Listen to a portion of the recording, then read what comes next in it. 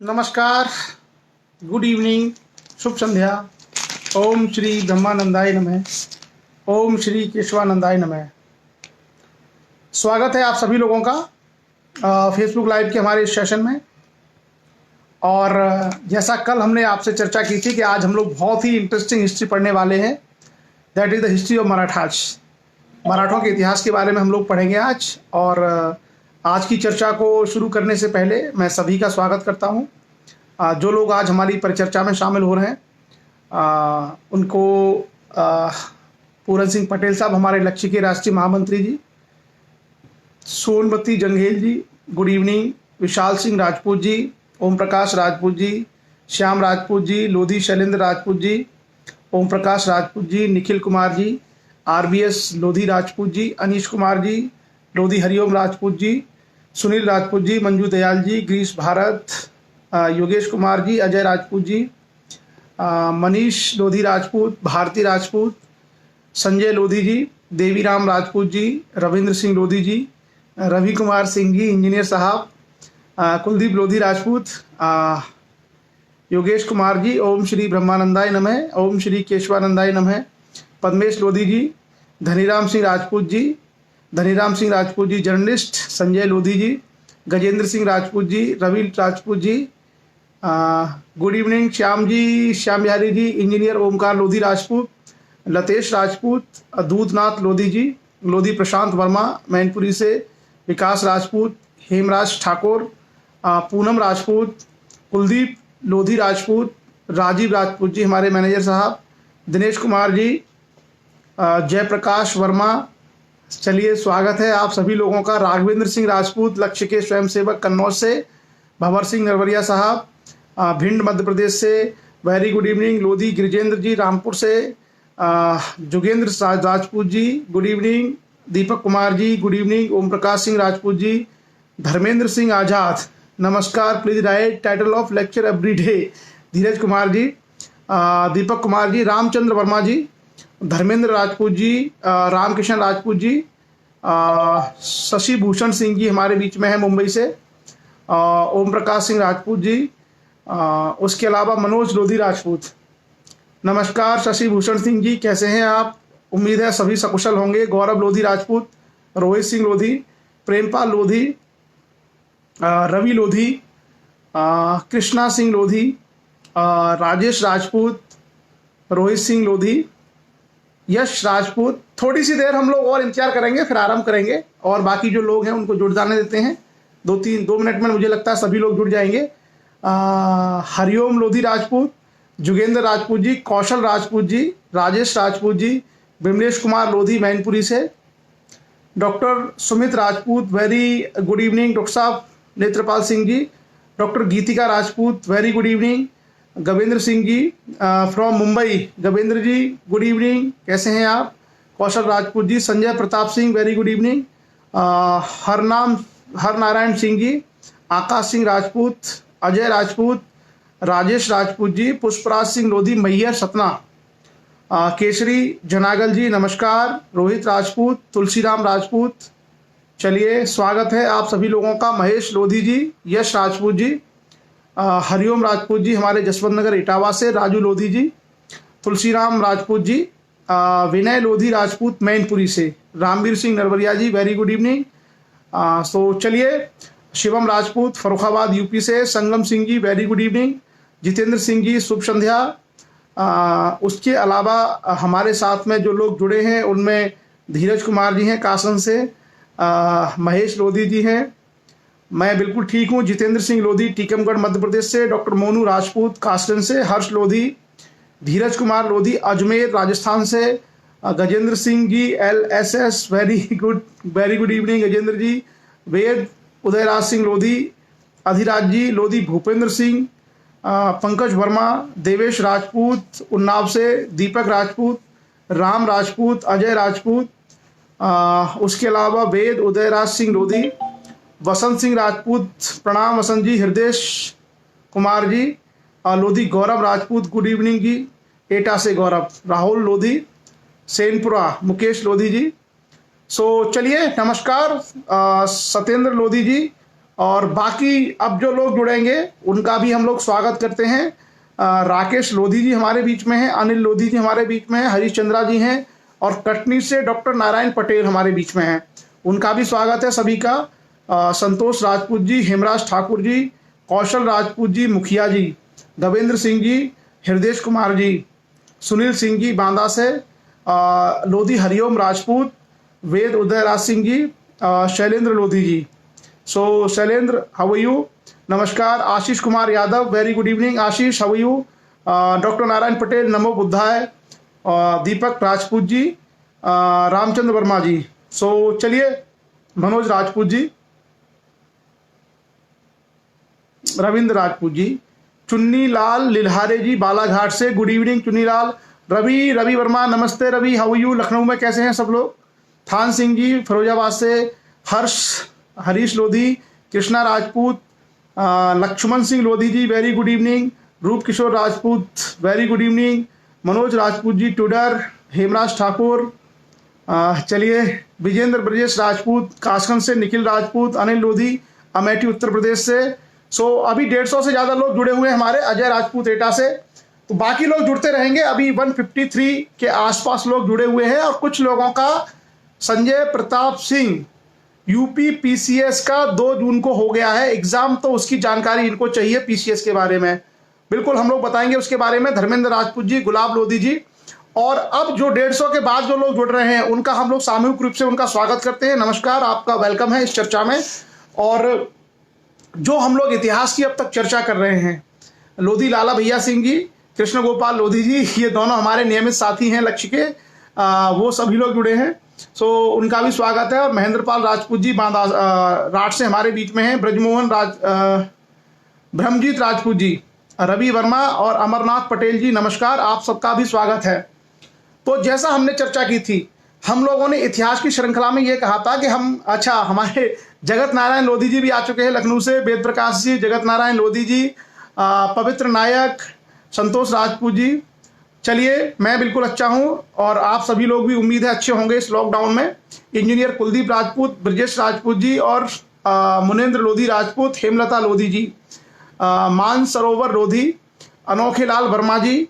आज कुछ नए लोग भी चर्चा में जुड़ रहे हैं। धीरेन्द्र राजपूत जी बुंदेलखंडी, पवन राजपूत, नमस्कार पवन जी, दीपक राजपूत जी, आरबीएस लोधी जी। कई सारे लोग जो है आज मैं देख रहा हूं कि नए लोग इस चर्चा में शामिल हुए हैं इतिहास के हमारे सेशन में। Engineer Ramkumar Lodhi, good evening. Suresh Rajput ji, very good evening. S Kumar Rajput Kanpur से, पवित्र नायक, वेरी गुड इवनिंग पवित्र जी।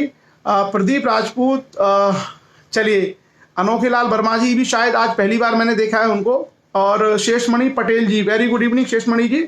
सो हम लोगों ने इतिहास में अब तक जो चर्चा की है और आज जो नए लोग जुड़ रहे हैं उनको हम बता दें कि हमने मध्यकालीन भारत के इतिहास तक पूरी चर्चा की हुई है, मेडिवल इंडिया तक। और बीच में जो हमारे कुछ ऐसे विषय थे जो मुख्य धारा से अलग हटके थे, उन मुख्य धारा से अलग हटकर के जो विषय थे उन विषयों को भी हमने लिया। जैसे कल हमने सिख इतिहास की बात की थी और हमने कहा कि हम मराठों का इतिहास, सिखों का इतिहास, ये अलग से चर्चा करेंगे। सो आज हम लोग चर्चा करने वाले हैं मराठों के इतिहास के बारे में। मराठों का इतिहास बड़ा इंटरेस्टिंग है और ऐसे समय जब पूरा भारत मुगल सत्ता के अधीन था, ऐसे में शिवाजी नाम के एक साधारण व्यक्ति ने मुगलों की इतनी बड़ी वैश्विक शक्ति के सामने एक साम्राज्य खड़ा कर दिया, शिवाजी महाराज ने। तो आज हम उन्हीं मराठों के बारे में चर्चा करेंगे।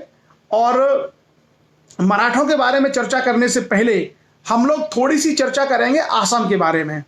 और आसाम में एक बीच में मध्यकाल में एक इतिहास रहा है जहां पर अहोम राज्य की स्थापना हुई थी और उसी अहोम राज्य के आधार पर उसका नाम आसाम पड़ा है। तो आप में से बहुत कम लोगों को, जैसे हमने कल कश्मीर का इतिहास डिस्कस किया था, तो आप में से बहुत सारे लोगों को कश्मीर के इतिहास के बारे में जानकारी नहीं होगी, वो हमने आपको बताया। उसी तरीके से हम लोग आसाम के इतिहास के बारे में थोड़ी सी चर्चा करेंगे। और ये कभी कभी हमारे लिए बहुत महत्वपूर्ण और काम का हो जाता है कि हमको ऐसे छोटे छोटे जगहों के इतिहास की जानकारी होनी चाहिए। तो आसाम में मध्यकाल में एक बड़ा महत्वपूर्ण राज्य था जिसको हम अहोम राज्य कहते हैं। और उस अहोम राज्य के बारे में थोड़ी सी जानकारी अगर आप रखेंगे तो ये आपके लिए उपयोगी होगी, आपके लिए काम आएगी। क्लियर। सो मैं आपको कुछ फैक्ट बताऊंगा अहोम राज्य के, और उसके बाद हम लोग चर्चा करेंगे सीधा मराठों के बारे में। 12वीं सदी के मध्य में यानी 1150 के आसपास, 1150 ईस्वी के आसपास पाल वंश, मैंने कहा ना कि कन्नौज को लेकर के 3 वंशों के बीच लड़ाई हुई थी, पाल, प्रतिहार और राष्ट्रकूटों के बीच में। तो उसी में से बाद में इनका पतन हो गया, और पाल वंश का जब पतन हो गया तो ब्रह्मपुत्र की घाटी में छोटे छोटे राज्य बने। जैसे बंगाल में एक राज्य बना जिसको हम कहते हैं सेन वंश, अमृत सेन का नाम सुना होगा, और आपने तमाम सेन सरनेम सुने होंगे बंगाल में।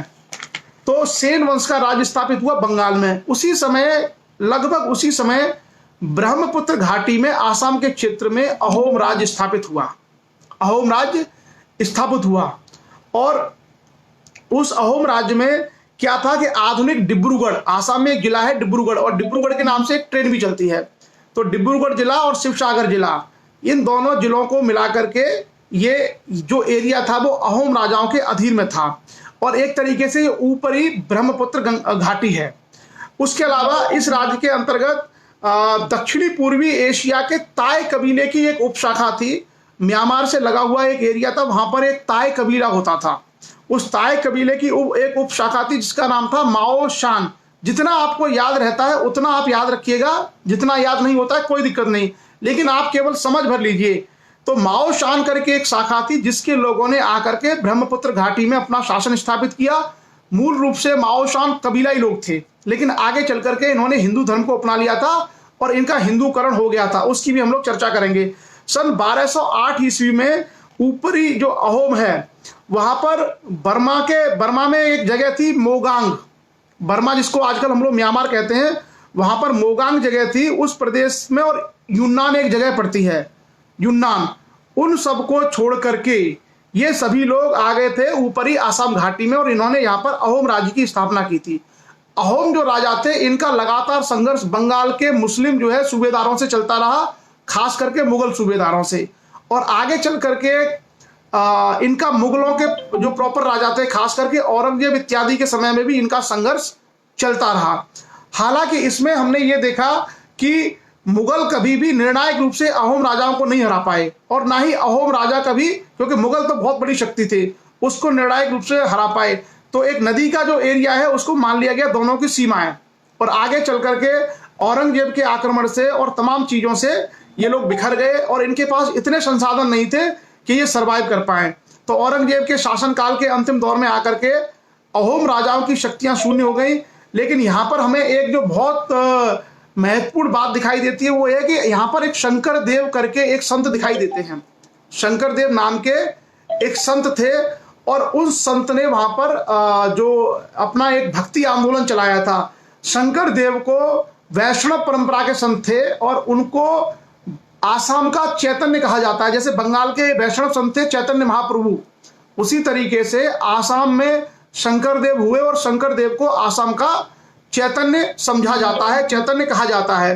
तो ये जो कुछ जानकारी है, ये कुछ जानकारी हमारी इंपॉर्टेंट है, महत्वपूर्ण है।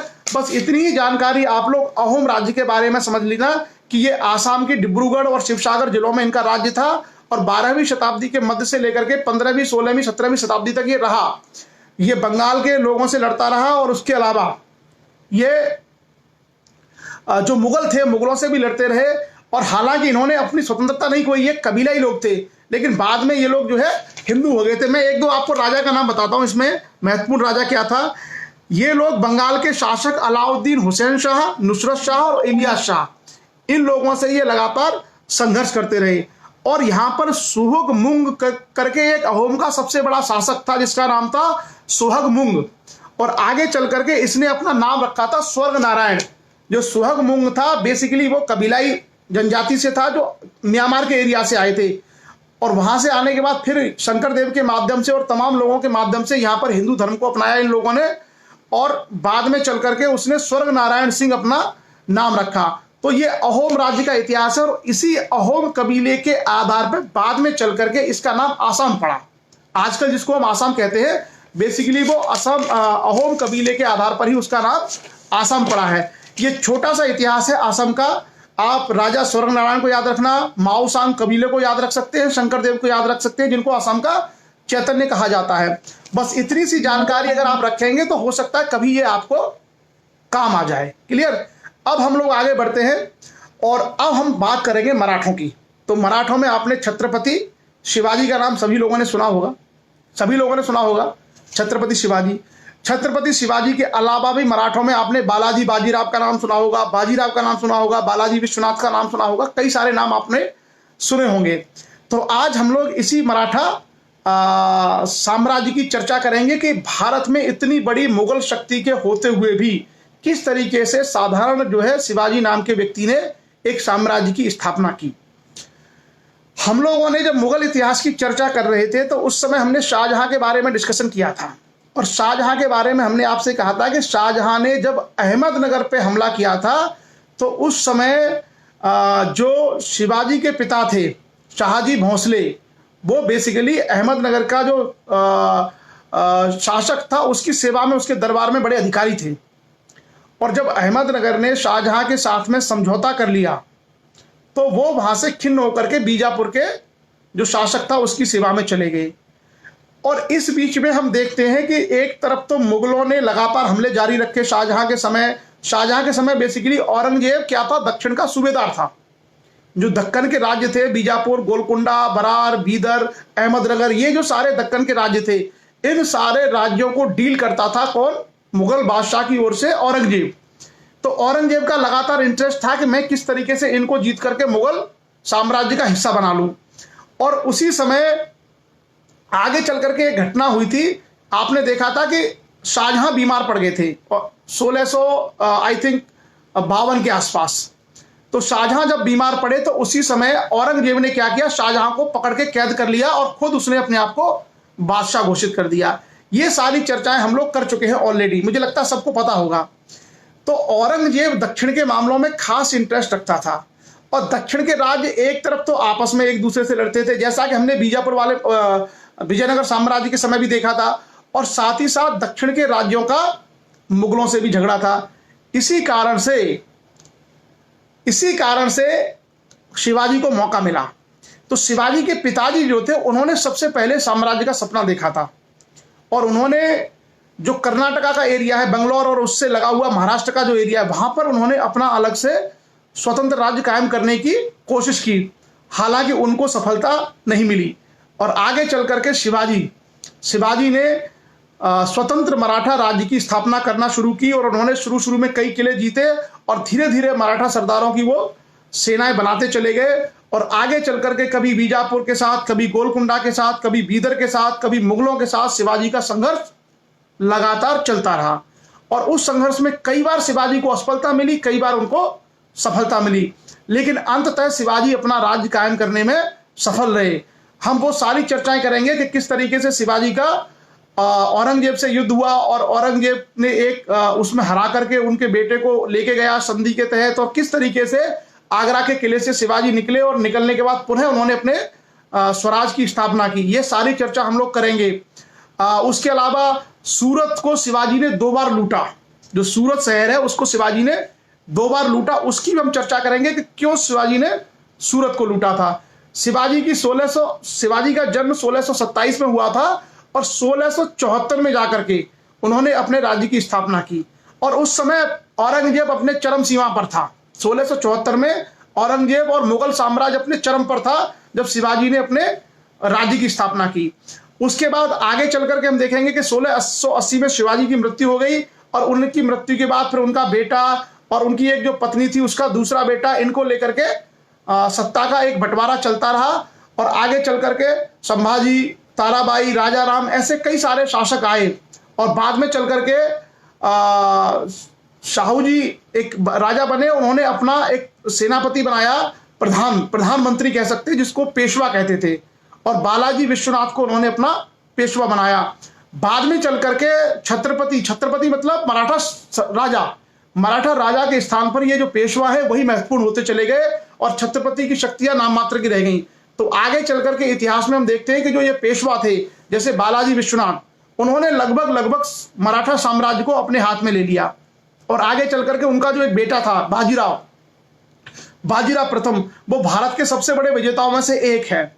तो बाजीराव प्रथम पेशवा बना और उसने लगभग जितनी भी लड़ाइयाँ जीती, 30-38 उसने लड़ाइयाँ लड़ी थी, वो सारी बाजीराव ने लड़ाइयाँ जीती। उसके बाद बाजीराव के बाद बालाजी बाजीराव, इस तरीके से पेशवाओं का समय चलता रहा। आगे चल करके मराठे जो है आपस में भी लड़ते रहे और इस कारण से मराठे कमजोर भी हुए और मराठों में नए नए सरदार और गुट पैदा हो गए। उन्हीं में से 4 मराठे शक्तियां हमको दिखाई देंगी। ग्वालियर में सिंधिया, जो सतारा था वहां पर भोंसले, और जो बड़ौदा था गुजरात में वहां पर गायकवाड़, और जो इंदौर था वहां पर होलकर। तो ये 4 अलग अलग मराठा सरदारों ने अपने अपने लिए एक टेरिटरी या क्षेत्र विकसित किया और जो पेशवा था वो पूना से अपने शासन का संचालन करता था। तो आगे चल करके मराठा शक्ति का विभाजन 5 भागों में हो गया। ग्वालियर में सिंधिया, बड़ौदा में गायकवाड़, इंदौर में होलकर, पूना में पेशवा और सतारा में खुद छत्रपति शाहूजी महाराज के जो वंशज थे भोंसले, उनका शासन चलता रहा। और आगे चल करके मुगल तो कमजोर हो गए। पानीपत की तीसरी लड़ाई जो 1761 में हुई थी, उस लड़ाई में मराठों का युद्ध अहमद शाह अब्दाली से हुआ जो अफगान था। उस लड़ाई में मराठे बुरी तरीके से हार गए और मराठे पूरी तरीके से बिखर गए। उसके बाद मराठों ने अपनी शक्तियों को इकट्ठा करने का प्रयास किया, लेकिन 1780 के आसपास उनकी लड़ाई हुई मराठों की, किससे? अंग्रेजों से। और वहां पर जाकर के अंग्रेजों से मराठे हारे। फिर 1803 में जाकर के फिर से अंग्रेज और मराठों का युद्ध हुआ, उसमें मराठों को हारना पड़ा और अल्टीमेटली 1817 या 18 में जो लड़ाई हुई, जिसको हम बोलते हैं तीन मराठा युद्ध हुए हैं, 3 अंग्रेज और मराठा युद्ध हुए। पहला मराठा युद्ध हुआ 1780-82, दूसरा 1803 से 1806 और तीसरा आंग्ल मराठा युद्ध हुआ 1818 में, जिसमें मराठों की सत्ता को पूरी तरीके से अंग्रेजों ने समाप्त कर दिया और इसको पूरे को पूरे मराठा साम्राज्य को ब्रिटिश हुकूमत का भाग मान लिया। और जो शिवाजी के और इनके जो वंशज थे वो नाम मात्र के पेशवा बने रहे। और आपको पता है कि अंतिम पेशवा को तो बिठूर कानपुर के पास भेज दिया पेंशन देकर के। ये सब चीजें हम लोगों ने आगे पढ़ी होंगी। तो आज हम लोग इसी जो है मराठा साम्राज्य के बारे में चर्चा करेंगे और सबसे जो महत्वपूर्ण कैरेक्टर है, सबसे महत्वपूर्ण चरित्र है मराठों में, वो है शिवाजी महाराज। तो सबसे पहले शिवाजी महाराज के बारे में जान लेते हैं थोड़ा सा। शिवाजी महाराज कौन थे और उसके बाद हम आगे की चर्चा करेंगे। छत्रपति शिवाजी महाराज का इतिहास वैसे आप में से अधिकांश लोगों को पता होगा, लेकिन फिर भी हम लोग इसकी चर्चा कर लेते हैं थोड़ा सा, क्योंकि एक साम्राज्य निर्माता व्यक्ति का इतिहास हमें मालूम होना चाहिए। तो मैं आपको फैक्ट बता रहा हूं, छत्रपति शिवाजी महाराज का जन्म सन 1627 में हुआ था। 1627 ये वही समय है जब ताजमहल का निर्माण शुरू हुआ था। याद रखिएगा, शाहजहां ताजमहल का जब निर्माण शुरू कर रहा था उसी समय छत्रपति शिवाजी का जन्म हुआ था। छत्रपति शिवाजी भारत का जो है, उनके जो पिता थे वो शाहजी थे और उनकी माता जीजाबाई। ये फैक्ट आप सभी लोगों को मालूम होंगे। और इनका जन्म शिवनेरी का जो दुर्ग है वहां पर इनका जन्म हुआ था। शिवनेरी का दुर्ग है पुणे से उत्तर की ओर। जो लोग महाराष्ट्र इत्यादि से हैं उनको ये जानकारी होगी। और उसके बाद रायगढ़ के किले में इन्होंने अपना राज्याभिषेक करवाया था सन 1674 में और केवल 6 साल ही शिवाजी शासन कर पाए थे। अगर हम शिवाजी के आरंभिक जीवन की बात करें तो शिवनेरी के दुर्ग में इनका जन्म हुआ था। ये शाहजी भोंसले के बेटे थे। तो एक तरीके से जो शिवाजी का खानदान था वो भोंसले खानदान था। जैसे आशा भोंसले, एक सिंगर आपने सुना होगा, सिंगर है आशा भोंसले। तो आशा भोंसले और लता मंगेशकर जो ये लोग हैं ना, तो आशा भोंसले का संबंध वही भोंसले फैमिली से है जिससे शिवाजी का ताल्लुक था। उसके बाद शिवाजी ने शिवनेरी का जो दुर्ग है उसके उत्तर में जुन्नार के पास था शिवनेरी का दुर्ग, जहां शिवाजी का जन्म हुआ था। और उनके अपने बचपन में शिवाजी को सभी तरह की शिक्षाएं दी गई थी, मतलब अस्त्र चलाना, क्योंकि शिवाजी के जो पिता थे बड़े अधिकारी थे। आपको मालूम होगा कि वो एक सरदार के रूप में पहले अहमदनगर राज्य की सेवा में थे और आगे चलकर के बीजापुर की सेवा में चले गए थे। तो वो एक प्रभावशाली व्यक्ति थे शिवाजी। क्लियर। उसके बाद हम आगे बात करते हैं। शिवाजी की जो माता थी जीजाबाई, वो यादव थी। शिवाजी के जो पिता थे वो आप लोगों को शायद ये शिवाजी के जो पिता थे वो कुंभी, जो मराठा होते हैं वो कुंभी मराठा लोग थे, जिनको हम लोग कुर्मी बोलते हैं यूपी में, वही महाराष्ट्र में कुंभी होते हैं। उस समाज से उनका संबंध था और उनकी माताजी जीजाबाई यादव थी, जैसा कि जानकारी मिलती है। और उसके बाद शिवाजी की 8 पत्नियां थीं, क्योंकि उस समय जो राजतंत्र था वो राजाओं के समय ये सारी चीजें आरंभ होती थी। अब हम चर्चा करते हैं कि किस समय किस तरीके से शिवाजी ने अपना सैनिक वर्चस्व कायम किया। तो मैं कुछ फैक्ट आपके सामने रखूंगा, थोड़ा सा आप लोग प्रयास करिए कि आप लोग उन फैक्ट को थोड़ा ध्यान से सुने और कुछ फैक्ट आपके काम आ जाए। बीजापुर का जो राज्य था वो उस समय विदेशी आक्रमण से गुजर रहा था। जैसा कि हम जानते हैं कि शाहजहां ऑलरेडी अहमदनगर पे हमला कर चुके थे और शाहजहां के बाद आगे चल करके बीजापुर पर भी उनका हमला औरंगजेब के माध्यम से शुरू हो गया था। और उस समय भारत में पुर्तगाली शक्तियां और तमाम विदेशी शक्तियों का आगमन भी शुरू हो चुका था। तो जो दक्कन का एरिया है वो उस समय क्या था, डिस्टर्ब एरिया था। जो दक्कन का एरिया है उस समय भारत में एक डिस्टर्ब एरिया था, जिसमें बहुत सारी अव्यवस्थाएं थी, कोई किसी पे हमला कर रहा था। वही शिवाजी को अवसर मिला। तो सबसे पहले शिवाजी ने बीजापुर के खिलाफ अपने मराठा सरदारों को एकत्र करना शुरू किया और बहुत सारे जो सरदार थे वो मुगलों की, मराठा सरदार मुगलों की कैद में थे, बीजापुर की कैद में थे। तो उन सबको शिवाजी ने स्वराज का सपना दिखाया। उन्होंने कहा कि हम लोगों को मुगलों की या बीजापुर के राजाओं की अधीनता क्यों माननी चाहिए, हम लोगों को अपना हिंदू राज कायम करना चाहिए और हम सभी लोगों को अपने राज्य के अधीन रहना चाहिए। इस तरीके से स्वराज बेसिकली शिवाजी की परिकल्पना थी। स्वराज का सपना दिखाया, राष्ट्रभक्ति जगाई और बहुत सारे सरदारों को शिवाजी ने इकट्ठा करना शुरू कर दिया। क्लियर। उसके बाद आगे चल करके शिवाजी ने दुर्गों पर जो किले थे, बेसिकली महाराष्ट्र और कर्नाटक के एरिया में बहुत सारे किले थे और उन किलों पर शिवाजी ने नियंत्रण करना, उनको जीतना शुरू कर दिया। कुछ कुछ की हम चर्चा करेंगे। सबसे पहले रोहिदेश्वर का दुर्ग था जिसको शिवाजी ने जीता। याद रखना, रोहिदेश्वर का दुर्ग ये महाराष्ट्र में था। और उसके बाद तोरणा का दुर्ग जो पुणे के पास था उसको शिवाजी ने जीता।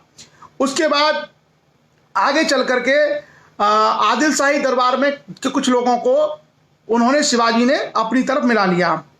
और फिर शिवाजी ने राजगढ़ का किला, मैं आपको जो फैक्ट बता रहा हूं जरूरी नहीं है आपको याद हो, सिर्फ आप समझने के लिए समझ लीजिए कि हाँ ये सारी चीजें शिवाजी ने की थी। फिर शिवाजी ने राजगढ़ का दुर्ग जीता और उसके बाद उन्होंने अपने साम्राज्य विस्तार को और आगे बढ़ाया। आगे चल करके एक किला था कोंढाना। शिवाजी ने कोंढाना के किले पर चढ़ाई की और कोंढाने के किले पर जो चढ़ाई की थी वो की थी उनका एक सेनापति था जिसका नाम था तानाजी मालसुरे। तानाजी मालसुरे करके उनका एक सेनापति था जिसने कोंढाना का दुर्ग सबसे मजबूत था, उसको जीतना शिवाजी के लिए बहुत जरूरी था। और उस किले को, कोंढाना के किले को तानाजी मालसुरे ने जीत लिया, लेकिन वो वीरगति को प्राप्त हुए, उनकी वहां पर मृत्यु हो गई, उनके शहीद हो गए। कौन? तानाजी मालसुरे। तो जब वो किले को जीत का समाचार आया तो जीजाबाई ने उनसे पूछा शिवाजी से क्या हुआ, तो शिवाजी ने वही कहा था उनसे कि गढ़ आला पर सिंगेला, मतलब गढ़ तो हमने जीत लिया लेकिन हमारा सिंह चला गया। अभी आप लोगों ने एक मूवी देखी होगी तानाजी, कुछ समय पहले, आज से 4-5 महीने पहले एक फिल्म आई थी तानाजी। तो जो तानाजी मूवी है वो उसी कोंढाना के किले पर बेस्ड थी।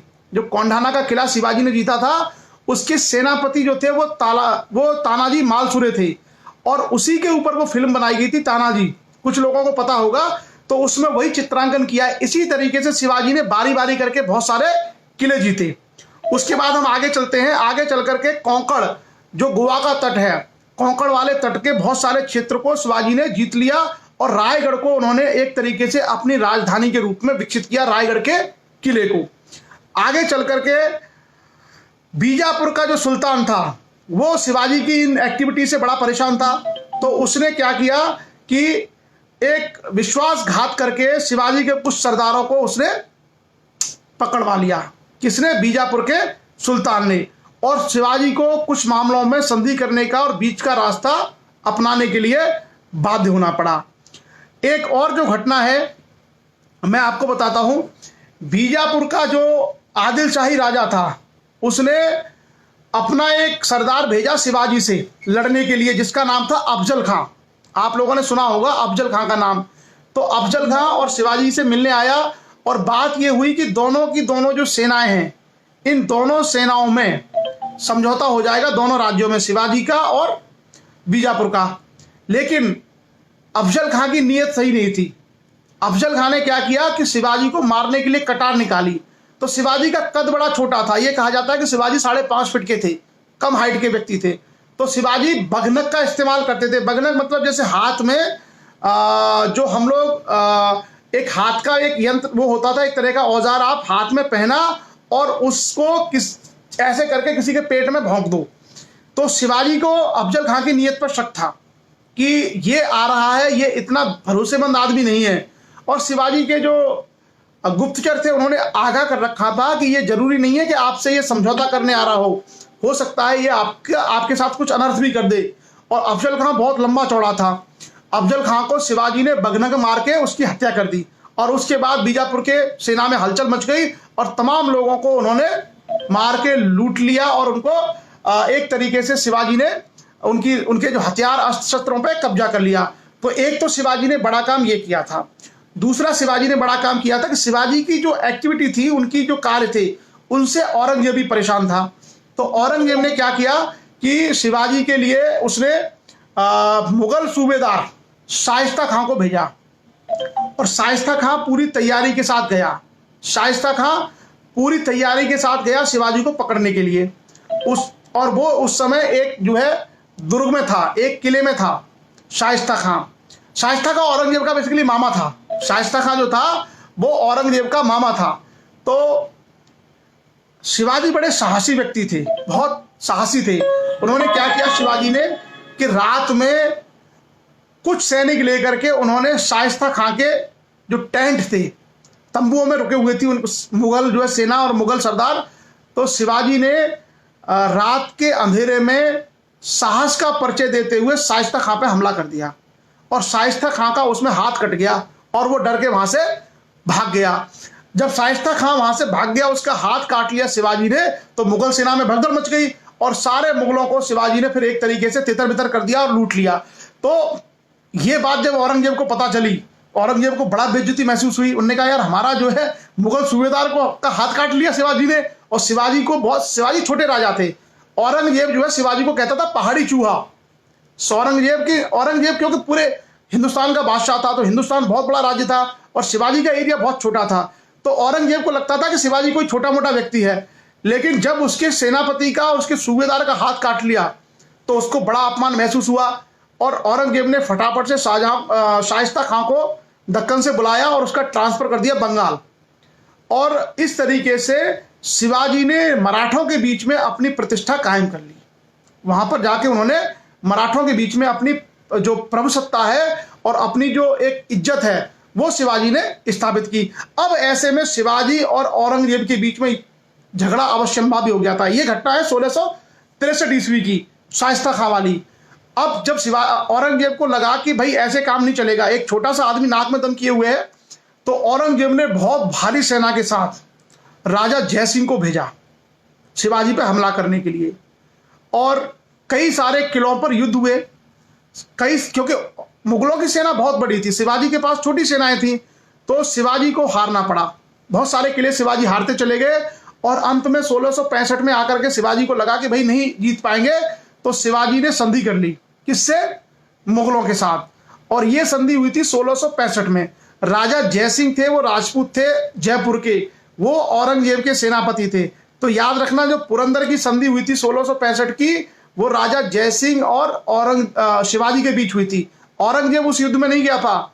1665 में राजा जयसिंह और शिवाजी के बीच में पुरंदर की संधि हुई। ये पुरंदर की संधि आप लोग याद रखना, बड़े काम की चीज है। और उस पुरंदर की संधि के तहत क्या हुआ कि शिवाजी को अपने 23 किले मुगलों को देने पड़े। बाकी जो किले थे वो शिवाजी के पास रह गए और शिवाजी का जो बेटा था संभाजी, उसको भेजना पड़ा मुगल दरबार में। और औरंगजेब ने उसको 5000 का मनसब भी दिया और शिवाजी को बुलाया गया कि शिवाजी आप भी आइए। शिवाजी गए आगरा। तो उस समय मुगल दरबार आगरा से चलता था, तो औरंगजेब ने उनका सम्मान नहीं किया। इससे शिवाजी क्रोधित हुए और उन्होंने वहां इस तरह का व्यवहार किया। शिवाजी को लगा कि ये खतरनाक हो सकता है, तो शिवाजी को उसने नजरबंद कर दिया औरंगजेब ने। और औरंगजेब ने शिवाजी को नजरबंद करके जयपुर हाउस, आज भी आगरा में जयपुर हाउस है, वहां रख दिया। लेकिन शिवाजी बड़े चालाकी से, बड़ी सूझबूझ के साथ उन्होंने भिस्ती बुलाए और एक दिन उन्होंने बहाना किया कि मैं बीमार हो गया हूं, मुझे जो है पूजा पाठ करना है और मैं दान दूंगा लोगों को। तो उन्होंने बड़े बड़े टोकरे मंगाए शिवाजी ने, और बड़े बड़े टोकरों में वो बैठ करके चुपचाप निकल गए। निकलने के बाद वो मथुरा पहुंचे और अपने पुत्र को उन्होंने मथुरा में छोड़ा, अपने बेटे को भी निकाल ले गए, उसको मथुरा रोका और वो सीधे फिर मथुरा से बनारस, बनारस से गया होते हुए उड़ीसा के तट से होते हुए महाराष्ट्र पहुंच गए। जब वो महाराष्ट्र पहुंच गए तो मराठों में फिर से उत्साह आ गया और फिर पूरी ताकत के साथ शिवाजी ने मराठों को संगठित करना शुरू किया।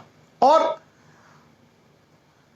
क्योंकि शिवाजी के पास कोष खत्म हो गया था, तो शिवाजी ने कहा कि कोष कहां से इकट्ठा किया जाए। तो उस समय जो गुजरात है वो मुगलों के अधीन था, और गुजरात में सूरत जो है व्यापार का बहुत बड़ा केंद्र था, जहां से तमाम मुगल जो है व्यापार करते थे।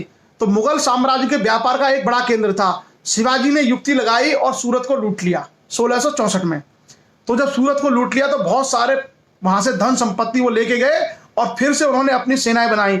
शिवाजी ने जब सूरत को लूटा तो उन्होंने केवल व्यापारियों को लूटा, शिवाजी ने आम लोगों को नहीं लूटा, केवल व्यापारियों को लूटा और बहुत सारा धन संपत्ति लेकर के वो गए और वहां पर फिर उन्होंने अपने राज्य की स्थापना की।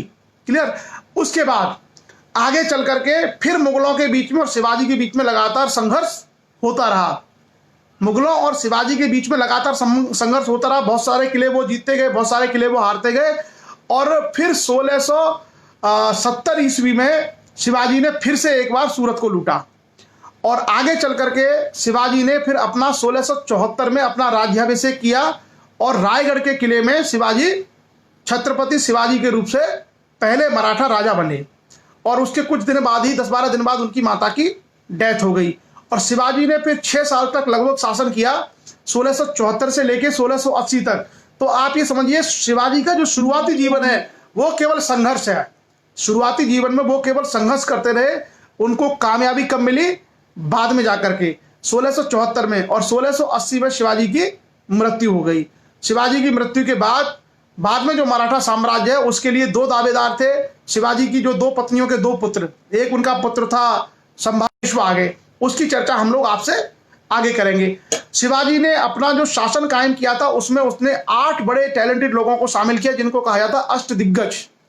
अष्टदिग्गज का एक मंत्रिमंडल था जो अलग अलग विषयों के 8 बड़े जानकार लोग थे। और जो पेशवा का पद है, इस पेशवा के पद की शुरुआत भी शिवाजी महाराज ने की थी अपने प्रशासन में। क्लियर। आगे मनुची पूछा है राम लखन राजपूत ने कि मनुची कौन था। मनुची एक यात्री था, विदेशी यात्री, जो भारत की यात्रा पर आया था, राम लखन राजपूत। क्लियर। अब हम आगे चलेंगे और आगे कुछ बात करेंगे कि मराठा साम्राज्य। ये तो हमने शिवाजी की चर्चा कर ली कि शिवाजी कौन थे और शिवाजी ने कैसे कैसे विजय प्राप्त की। इसके बाद हम लोग आगे चर्चा करेंगे मराठा साम्राज्य के बारे में। तो मराठा साम्राज्य में केवल शिवाजी नहीं है, शिवाजी के अलावा आप लोगों को उसमें पेशवा भी मिलेंगे, और पेशवा के अलावा आपको उसमें तमाम मराठा सरदार भी मिलेंगे, जिसकी हम लोग आपसे चर्चा करेंगे। तो उसमें आपको बहुत सारे लोग मिलेंगे मराठा साम्राज्य में। कुछ इंटरेस्टिंग जानकारी है, थोड़ा सा आप लोग ध्यान से सुनिएगा तो वो सब आपको समझ में आ जाएगी। शिवाजी का जो राज्य है, जो मराठा राज्य है, पहली बात तो आप मराठा समझ लीजिए मराठा क्या है। बेसिकली मराठा को लेकर के कोई कंफ्यूजन आपके मन में हो सकता है। मराठा का 3 अर्थ है। मराठा का एक तो अर्थ है जो मराठी भाषा बोलने वाले जो लोग थे, तो आमतौर पर पूरा महाराष्ट्र ही मराठी भाषा बोलता है। तो उस महाराष्ट्र में जो मराठी भाषा बोलते थे वो सारे लोग मराठा थे शिवाजी के हिसाब से। ठीक है। एक मराठा अपने आप में एक कम्युनिटी थी, जो कुणबी जो जाति होती है, कुर्मी, उस जाति का वो जाति जो है मराठा कहलाती है। एक ये इसका मतलब है। और एक जो है मराठों का मतलब है जो शासक वर्ग था उसका अपना समूह, जो शासन करते थे उनको केवल मराठा कहा गया। तो आमतौर पे 3 इसके अर्थ निकाले जाते हैं कि एक पूरा मराठा भाषी जो क्षेत्र था, जो मराठी लैंग्वेज बोलता था, वो सारे लोग मराठा कहलाते थे। दूसरा ये था कि जो कुणबी या कुर्मी जाति के जो लोग थे वो सारे के सारे लोग मराठा कहलाते थे। और तीसरा इसका अर्थ था कि जो राजा बनते थे, सरदार बनते थे, केवल जो पॉलिटिकल लोग थे वो मराठे कहलाते थे। तो आमतौर पे अब जो है, अब तो जो कुणबी कुर्मी लोग हैं उनको ही मराठे कहा जाता है, लेकिन उस समय शिवाजी के समय उन्होंने जो संकल्पना व्यक्त की थी उसमें मराठी क्षेत्र में मराठी भाषा बोलने वाले, मराठी संस्कृति को मानने वाले सभी लोगों को उसमें मराठाओं के रूप में शामिल किया जाता था। इसलिए उन्होंने मराठा स्वराज्य की बात कही थी, क्योंकि पेशवा जो है, Peshwa basically by caste Maratha नहीं थे, पेशवा बाई कास्ट ब्राह्मण थे, लेकिन वो भी मराठा साम्राज्य का हिस्सा थे। तो उस समय शिवाजी के कॉन्सेप्ट में, यानी छत्रपति के दृष्टिकोण में, जो सारी चीजें थी वो लोग थे जो मराठी भाषा बोलते थे। और इसमें कौन कौन शामिल था? पूरा का पूरा महाराष्ट्र का क्षेत्र और कर्नाटका, उत्तरी कर्नाटक में भी लोग मराठी बोलते थे। जो उत्तरी कर्नाटक के जिले थे वहां पर भी लोग मराठी बोलते थे। तो इन सारे एरियाज को मिलाकर के जिसकी समान भाषा, समान संस्कृति, समान खान पान, समान बोलचाल ये थी, इन सबको मराठा कहा गया था उस पर्टिकुलर टाइम पीरियड में, जिसके आधार पर शिवाजी ने स्वराज्य की संकल्पना रखी थी। अब मैं आपसे आगे चर्चा करता हूं। शिवाजी की चर्चा हम लोग ऑलरेडी कर चुके हैं। तो सबसे पहले हम आएंगे कि जो शिवाजी का जो वंश था, इस वंश में हमें दो वंश यहां दिखाई देते हैं। एक वंश है सतारा का वंश, सतारा का वंश, और दूसरा है कोल्हापुर का वंश। तो जो मराठा छत्रपति थे तो दो जगह से संबंधित रखते थे, एक सतारा के और एक कोल्हापुर के। सतारा से कौन था? छत्रपति शिवाजी महाराज सतारा के रहने वाले थे। 1627 से लेकर 1680 तक ये गद्दी पर रहे। उनके बाद इनका बेटा था छत्रपति संभाजी, जो 1680 से लेकर 1689 तक गद्दी पर बैठा। उसके बाद छत्रपति शिवाजी 1674 से 1680, छत्रपति संभाजी 1680 से 1689। उसके बाद छत्रपति राजा राम 1689 से लेकर के 1700, महारानी ताराबाई वो बैठी थी 1700 से लेकर 1707 तक। और उसके बाद छत्रपति शाहू उर्फ शिवाजी द्वितीय ये बैठे 1707 से 1749 तक। और फिर छत्रपति रामराज। उसके बाद जो कोल्हापुर वंश था, जो कोल्हापुर के जो छत्रपति थे वो भी मराठे ही थे। ये जो लोग हैं ये 1675 से लेकर 1761 तक महारानी ताराबाई थी। महारानी ताराबाई का संबंध बेसिकली कोल्हापुर से था। उसके बाद शिवाजी तृतीय 1760 से 1812, राजा राम प्रथम, ये सारे राजा हैं जो मैं बता रहा हूं, छत्रपति जो थे सारे। राजा राम प्रथम 1866 से लेके 1870। और उसके बाद शिवाजी पंचम 1870 से 1883, शाहजी द्वितीय 1883 से 1922, राजा राम द्वितीय 1922 से 1942 और शाहूजी द्वितीय 1947 से 1949। इसमें जो शाहूजी द्वितीय हैं, शाहूजी द्वितीय या जिनको छत्रपति शाहूजी महाराज कहा जाता है, जिन्होंने अंबेडकर साहब को जो है पैसे देकर के पढ़ाया था, वो उनको छत्रपति शाहूजी महाराज कहा जाता है। वो कोल्हापुर वंश के थे। तो दो तरीके से छत्रपति वंश यहाँ हमें डिवाइडेड दिखाई देता है। उसके अलावा इस काल में मराठों में पेशवाओं ने राज किया बहुत लंबे समय तक। जैसा मैंने चर्चा की कि छत्रपति एक समय के बाद नाम मात्र के ही रह गए थे राजा, और पेशवाओं के हाथ में वास्तविक सत्ता थी, और पेशवाई सेना का नेतृत्व करते थे, और पेशवाई एक तरीके से राज्य का संचालन करते थे, और राज्य के प्रमुख के रूप में छत्रपति केवल गद्दी पर बैठता था। तो आज के समय में समझिए जैसे भारत का प्रधानमंत्री और भारत का राष्ट्रपति, राष्ट्रपति की बहुत शक्ति नहीं है, असली शक्ति भारत के प्रधानमंत्री की है। तो जो पेशवा होता था वो पेशवा वो मराठा साम्राज्य का प्रधानमंत्री होता था, और आगे चल करके सारी शक्ति इसी पेशवा के पास ही आ गई थी। सो इनमें पेशवाओं में कौन कौन है? सबसे पहले बालाजी विश्वनाथ जो 1713 ईस्वी में बने थे पेशवा, और 1720 ईस्वी तक रहे थे। उसके बाद बाजीराव प्रथम, जिसकी एक मूवी भी आई थी अभी, बाजीराव के ऊपर कौन सी मूवी थी एक, बाजीराव प्रथम 1720 से 1740 तक। इसको मराठा इतिहास का सबसे बड़ा विजेता कहा जाता है बाजीराव प्रथम को। और बाजीराव प्रथम ने शिवाजी के बाद दूसरे आदमी थे जिन्होंने गुरिल्ला वार, छापामार युद्ध का प्रयोग किया था। बाजीराव प्रथम के बाद बालाजी बाजीराव 1740 से 1761, और उसके बाद पेशवा माधवराव 1761 से 1772। इसी के समय में पानीपत का तीसरा युद्ध हुआ था। उसके बाद नारायण राव पेशवा 1772 से 1773, रघुनाथ राव पेशवा 1773 से 1774, और सवाई माधवराव पेशवा ये थे 1774 से 1795। इसी के समय अंग्रेजों से पहली बार मराठों का युद्ध हुआ, जिसको हम कहते हैं प्रथम आंग्ल मराठा युद्ध, जिसमें मराठे हार गए थे। उसके बाद दूसरा था उसके बाद अगला पेशवा था बाजीराव द्वितीय 1796 से 1800 18। बाजीराव द्वितीय बेसिकली अंतिम पेशवा था एक तरीके से, और इनके समय में आकर के दोनों बार 1803 में और 1818 में दूसरे मराठा आंग्ल मराठा युद्ध में और तीसरे आंग्ल मराठा युद्ध में मराठों की पराजय हुई, और मराठा जो साम्राज्य है वो जाकर के चला गया अंग्रेजों के हाथ में। और जो अंतिम पेशवा थे उनको हम कहते हैं नाना साहब।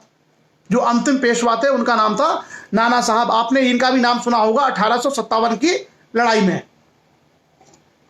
अब हम लोग चलते हैं कि बेसिक जो फैक्ट है उसके आधार पर हम लोग अपनी चर्चा करेंगे। क्लियर। सबसे पहले शिवाजी ने सर्वप्रथम बीजापुर के तोरण नामक पहाड़ी किले पर 1646 ईस्वी में अपना अधिकार किया था। अब हम शुरुआत कर रहे हैं कि मराठा साम्राज्य का निर्माण किस तरीके से हो रहा है।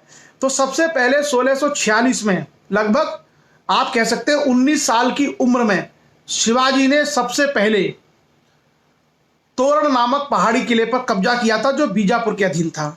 उसके बाद आगे शिवाजी ने 1656 में जावली के किले को हरा करके वहां पर कब्जा कर लिया था। हालांकि वहां मराठा सरदार ही था, लेकिन शिवाजी ने उस किले पर कब्जा कर लिया। उसके बाद शिवाजी के बाद बाजीराव जो प्रथम थे वो दूसरे ऐसा व्यक्ति था जिसने बड़े पैमाने पर मराठों के लिए जीत हासिल की।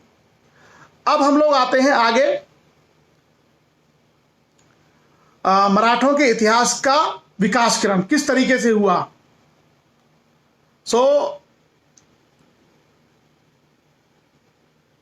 सबसे पहले 1674 ईस्वी में, जैसा हमने चर्चा की कि शिवाजी महाराज ने मराठा साम्राज्य की नींव डाली, और उन्होंने कई साल तक अंग्रेजों, जो औरंगजेब था मुगल सम्राट, उससे उन्होंने संघर्ष किया। ठीक है। और आगरा के किले की जो घटना है वो मैं आपको बता चुका हूं। आगे क्या हुआ कि बाजीराव जो प्रथम था, बाजीराव प्रथम के शासन का बालाजी बाजीराव, उसके शासन काल में मराठों ने बड़े सुव्यवस्थित तरीके से मुगलों की, क्योंकि 1707 में औरंगजेब भी मर गया। 1707 ईस्वी में औरंगजेब की मृत्यु हो गई। जब औरंगजेब की मृत्यु हो गई तो उसके बाद मराठों को मौका मिल गया कहां पर, मुगलों के मामले में दखल देने का।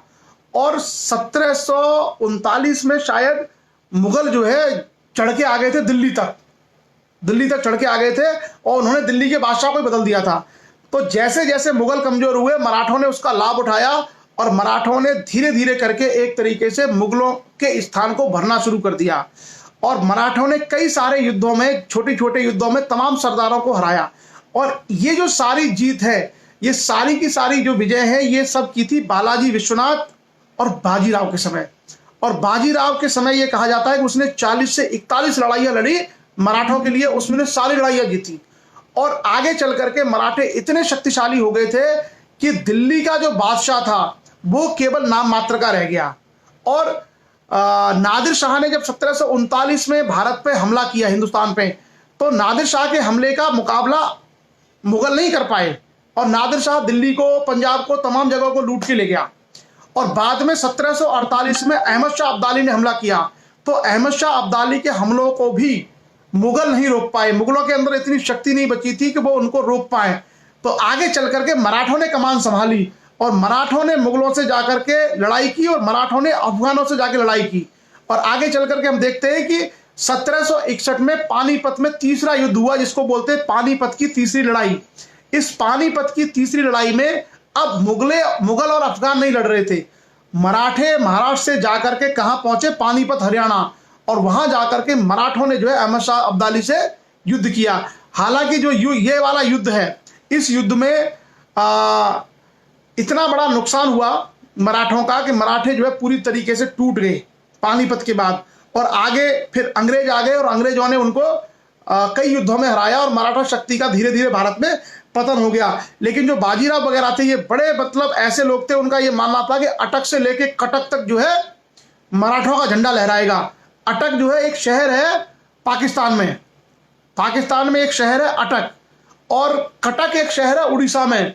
तो मराठाओं की महत्वाकांक्षा ये थी कि उनका जो झंडा है वो अटक से लेके कटक तक लहराना चाहिए। और उसी महत्वाकांक्षा के लिए मराठों का युद्ध हुआ था अफगानों से, क्योंकि मराठे भी चाहते थे कि हम अपना कब्जा करते हुए सिंध नदी तक पहुंच जाएं, और अफगानों की भी यही महत्वाकांक्षा थी। ऊपर से अंग्रेज घुस रहे थे, उनकी अपनी अलग महत्वाकांक्षाएं थी। तो एक तरीके से समानांतर काल में हमें बहुत सारी अलग अलग शक्तियां देखने को मिलती हैं। अब अगर हम बात करें मराठा समय के जो समाज, प्रशासन और इकोनॉमी की, तो शिवाजी महाराज ने एक तरीके से व्यवस्थित मराठा प्रशासन दिया, और जिसमें उन्होंने पेशवा हो या पेशवा के अलावा आमात्य, जो दूसरे आमात्य थे, राजस्व के अधिकारी हों, न्याय के अधिकारी हों, न्यायाधीश हों, तमाम अधिकारियों की उन्होंने नियुक्ति की और मराठा क्षेत्र में पहली बार एक व्यवस्थित साम्राज्य की उन्होंने स्थापना की, जिसका एक सेट प्रशासन था, अधिकारी थे, मिनिस्टर्स थे शिवाजी के। उसके अलावा शिवाजी अपने दरबार में योग्य व्यक्तियों को रखते थे और 8 योग्य व्यक्तियों की उन्होंने एक परिषद बनाई, जिसको अष्ट दिग्गज के रूप में हम लोग जानते हैं, जो शिवाजी महाराज को अलग अलग विषयों पर सलाह देते थे। उसके अलावा शिवाजी ने हिंदू पद पादशाही की उपाधि धारण की थी, अर्थात हिंदू धर्म के उद्धारक की और उसकी सुरक्षा करने वाले राजा की उन्होंने उपाधि धारण की थी। हालांकि शिवाजी के साथ में एक बड़ी समस्या हुई थी कि जब शिवाजी का राज्याभिषेक हुआ था तो उस राज्याभिषेक में उनको क्षत्रिय नहीं माना, तो कई सारे जो वैदिक ब्राह्मण थे उन्होंने उनका एक तरीके से राज्याभिषेक करने से मना कर दिया था। बाद में कहीं से पुरोहित अरेंज करके उनका राज्याभिषेक करवाया।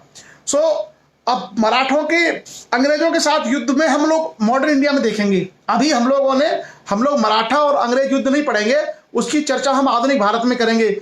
लेकिन मराठों का भारत के इतिहास में स्थान क्या है? पहली बात तो यह है कि इस समय जाकर के जब पूरा देश अंग्रेजी व्यवस्था का गुलाम होने को तैयार था और मुगल व्यवस्था के अधीन चला आ रहा था, ऐसे में शिवाजी ने अपना एक नया हिंदू राज्य कायम किया। तो ये अपने आप में एक बहुत महत्वपूर्ण और अनोखी घटना थी। दूसरा, उन्होंने अपनी संस्कृति, अपनी जो कल्चर है, इसको फिर से जो है शिवाजी ने प्रमोट किया। शिवाजी ने फिर से उसको प्रमोट किया, जो संस्कृति एक तरीके से वहां पर दब गई थी। उसके अलावा शिवाजी ने तमाम जो मान्यताएं हैं, उन तमाम मान्यताओं को पुनः स्थापित करने का कार्य किया। तो शिवाजी भारत के इतिहास में एक अदम्य साहसी योद्धा के रूप में जाने जाते हैं और ऐसे व्यक्ति के रूप में जिन्होंने खुद से चीजों को इनिशिएट किया। शिवाजी कोई राजा के बेटे नहीं थे। शिवाजी के जो पिता थे वो जमींदार आप कह सकते हैं या एक अधिकारी, लेकिन उनकी जो एम्बिशन थी, उनकी जो महत्वाकांक्षा थी, उस महत्वाकांक्षा ने उनको क्या बनाया? सम्राट बनाया, एक तरीके से छत्रपति बनाया। और उन्होंने एक बहुत बड़े क्षेत्र में, कर्नाटक महाराष्ट्र के क्षेत्र में एक नए साम्राज्य की स्थापना की। सामाजिक स्थिति की हम बात करें तो समाज में वही सिस्टम था वर्ण व्यवस्था का, ब्राह्मण क्षत्रिय वैश्य शूद्र, ये सारा का सारा सिस्टम वहां पर था। और उसके अलावा अगर इकोनॉमी की बात की जाए तो शिवाजी के पास में बहुत सारे किले थे जो समुद्र से लगे हुए थे, खास करके कोंकण तट मराठों के अधीन आ गया था और मराठों ने उड़ीसा को भी जीत लिया था। तो उड़ीसा और कोंकण तट मराठों के अधीन आने से कई सारे बंदरगाह मराठों के पास थे। ऐसे में मराठे व्यापार वाणिज्य के लिए इनका उपयोग करते थे और इसी कारण से मराठा साम्राज्य में व्यापार वाणिज्य काफी ठीक स्थिति में पहुंच गया था। उसके अलावा अगर हम लोग संस्कृति की बात करें तो उन्होंने अपनी जो सनातन और पुरातन संस्कृति है उसको उन्होंने शिवाजी ने पुनः स्थापित करने का कार्य किया। आगे चल करके शिवाजी का जो पुत्र था संभाजी, वो उनका वंशज बना और संभाजी की जब मृत्यु हो गई तो उनकी जो दूसरी पत्नी से जो पुत्र उत्पन्न हुआ था राजा राम, वो शासक बना और एक तरीके से गद्दी के लिए संघर्ष शुरू हो गया। सतारा की गद्दी को शिवाजी बेसिकली, सतारा जो था वो इनका गढ़ बन गया और उस गद्दी के लिए संघर्ष आरंभ हो गया। आगे चल करके शिवाजी के द्वारा नियुक्त जो पेशवा थे, इन्होंने इंटरवीन किया और इन पेशवाओं ने ही शक्ति को धीरे धीरे अपने हाथ में ले लिया और सतारा की जगह पर पुणे भारत की राजनीति का केंद्र बन गया और खास करके मराठों की राजनीति का केंद्र, क्योंकि जो पेशवा थे वो पुणे में रह करके अपनी व्यवस्थाएं चलाते थे। तो ये कुल मिलाकर के मराठा इतिहास है, शिवाजी से लेकर के पेशवाओं तक, और उन्होंने कौन कौन सी कहां से लड़ाइयां की। हालांकि मैंने बहुत सारे किलों की, जैसे कोंडाना के किले की मैंने चर्चा की आपसे, रायगढ़ के किले की चर्चा की, जिंजी के किले की मैंने आपसे चर्चा की, सूरत को 2 बार जो शिवाजी ने लूटा उसकी मैंने चर्चा की, उड़ीसा को मराठों ने हराया इसकी मैंने चर्चा की, औरंगजेब और शिवाजी के बीच में जो संबंध रहे, किस तरीके से शिवाजी औरंगजेब की कैद से छूट करके आए, इसकी भी मैंने आपसे चर्चा की। उसके अलावा जो पुरंदर की संधि है जय सिंह और शिवाजी के बीच में, उसकी भी मैंने चर्चा की। तो जो बेसिक चीजें हैं मराठों के बारे में वो लगभग मैंने आपसे मध्यकाल की पूरी चर्चा की। अब जो चीजें बची हुई हैं वो आएंगी आधुनिक काल में, यानी मॉडर्न इंडिया में। और मॉडर्न इंडिया में क्या होगा कि अब जो है मुगल तो निपट गए, मराठों ने एक जो काम किया वो क्या किया कि मराठों ने एक तरीके से मुगलों को निपटा दिया, मुगलों को एक तरीके से शक्तिहीन कर दिया मराठों ने। लेकिन यहां पर अब जब भारत में सबसे ताकतवर कौन हो गए, भारत में सबसे ताकतवर हो गए मराठे। तो मराठे जब सबसे ज्यादा ताकतवर हो गए तो ऐसे में अंग्रेजों का मुकाबला सबसे ज्यादा किसी ताकतवर शक्ति से होगा तो वो किससे होगा, मराठों से होगा, क्योंकि मुगल अब इतने शक्तिशाली हैं ही नहीं। इस मराठों के बारे में कुछ और जो संधियां हैं, जैसे बसीन की संधि है, संगोली की संधि है, ये सब की सारी चर्चा हम लोग आधुनिक भारत में करेंगे, मॉडर्न इंडिया में। मॉडर्न इंडिया की शुरुआत हम लोग करेंगे आधुनिक भारत की। आज हमारा मध्यकालीन भारत का एंड है। अब आज के बाद जो इतिहास की चर्चा होगी वो आधुनिक भारत के साथ हम करेंगे, और हमारी जो शुरुआत रहेगी बेसिकली रहेगी वो पानीपत की लड़ाई के साथ में। लेकिन थोड़ा सा हम लोग पेशवा बाजीराव और बाजीराव के बाद की चीजें भी देखेंगे, ताकि हमारी कंटिन्यूटी बनी रहे आंग्ल मराठा वार की। जब अंग्रेजों और मराठों के बीच में तीनों युद्ध होंगे तो उसकी भूमिका हमें सारी की सारी मालूम रहनी चाहिए। तो आप ये मान के चलिए लगभग हम लोग चर्चा करेंगे औरंगजेब की मृत्यु के बाद से। तो हमने मराठा इतिहास, सिखों का इतिहास, अहोम का इतिहास, कश्मीर का इतिहास, पूरा मुगल इतिहास, पूरा सल्तनत काल, उसके अलावा पूर्व मध्यकाल में जो राजपूत काल था, सामंतवाद था, इसकी हम लोगों ने पूरी चर्चा की। और लगभग 20 सेशन हम लोगों ने लगाए मध्यकाल के भारत के इतिहास को समझने के लिए।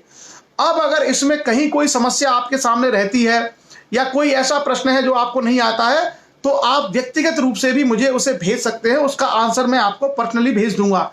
लेकिन इतनी जानकारी होना हमारे लिए आवश्यक है ताकि हम इतिहास की धारा को समझ सकें, इतिहास के तथ्यों को समझ सकें, और किस तरीके से हिस्ट्री आगे बढ़ी उसको हम लोग समझ सकें। आगे हम लोग कल से चर्चा करेंगे इतिहास में मॉडर्न इंडिया यानी आधुनिक भारत का इतिहास, जिसमें औरंगजेब के मरने के बाद जितनी घटनाएं होंगी वो हम सारी देखेंगे। और अंग्रेजों का हैदर अली के साथ, टीपू सुल्तान के साथ, अंग्रेजों का बंगाल के साथ, अंग्रेजों का हैदराबाद के साथ, अंग्रेजों और फ्रांसीसियों की लड़ाई, अंग्रेजों और मराठों के साथ युद्ध, और अंग्रेजों का मुगलों के साथ जो युद्ध है उसके बारे में हम लोग चर्चाएं करेंगे। क्लियर? सो मुझे लगता है कि थोड़े फैक्ट ज्यादा थे, और हिस्ट्री की खासियत यही है कि आप सोचिए इतिहास में बहुत याद रखना पड़ता है। मतलब अभी तो क्योंकि मैं आपसे चर्चा कर रहा हूं तो हम सब लोगों को, मुझे भी बहुत सारी चीजें भूल गई। अब कितने सालें हो गई, 8-9 साल हो गई सेलेक्ट हुए, तो उसके बाद हमें भी पढ़ने का उतना मौका नहीं मिलता। तो इतिहास में हम लोग पहले जब पढ़ते थे तो बहुत कुछ हमें याद रहता था, बहुत सारे फैक्ट्स। तो हिस्ट्री की एक चीज जो आपको थोड़ा सा झेलनी पड़ेगी वो है कि इतिहास में तारीखें, स्थान, ये सब ज्यादा होते हैं। घटनाएं, तारीखें, स्थान ज्यादा होते हैं। तो आप सभी लोग थोड़ा सा ये ध्यान रखें कि कुछ जो मेन फैक्ट हैं, जो घटनाएं हुई हैं, वो आपके जहन में रहनी चाहिए। जैसे पुरंदर की संधि आपको मालूम होनी चाहिए। पुरंदर की संधि मराठा इतिहास का टर्निंग पॉइंट है। उसी तरीके से अफजल खां, शाइस्ता खां का जो एपिसोड है वो भी हमको पता होना चाहिए। तो क्लियर, ये कुछ और औरंगजेब और शिवाजी अकबर के जो आगरा किले की बात है, ये सारी आपको याद रखनी चाहिए। सो चलिए, मुझे लगता है कि तय समय पर हम लोगों ने 8:30 बजे अपना सेशन पूरा कर लिया, और उम्मीद है कि मराठा इतिहास की बैकग्राउंड आपको पता चल गई होगी, और बाकी अंग्रेजों के और मराठों के संबंध है जब हम मॉडर्न इंडिया में पढ़ेंगे तो और हमारी क्लैरिटी हो जाएगी। सो आज के सेशन को हम लोग यहीं तक रखते हैं। आप सभी लोग इस चर्चा में जुड़े, अपना महत्वपूर्ण समय आप लोगों ने दिया, और मुझे विश्वास है कि ये सारी चीजें आप लोगों के लिए उपयोगी होंगी, और खास करके जो बच्चे हैं पढ़ने वाले उनके लिए बड़े काम आएंगी फ्यूचर में, उनके लिए प्रतियोगी परीक्षाओं में और बहुत सारी जगह पर ये सारी चीजें काम आएंगी। तो बहुत बहुत धन्यवाद, आप सभी लोग जुड़े, और कल से हम लोग मॉडर्न इंडिया की शुरुआत करेंगे। और मॉडर्न इंडिया में हम लोगों को बहुत सारी चीजें इंटरेस्टिंग मिलेंगी, क्योंकि जैसे जैसे हम लोग मॉडर्न इंडिया की ओर बढ़ते हैं वैसे वैसे आज़ादी, अंग्रेजों से लड़ाइयाँ, सरदार भगत सिंह, चंद्रशेखर आज़ाद, ये सब हमको मिलते हैं।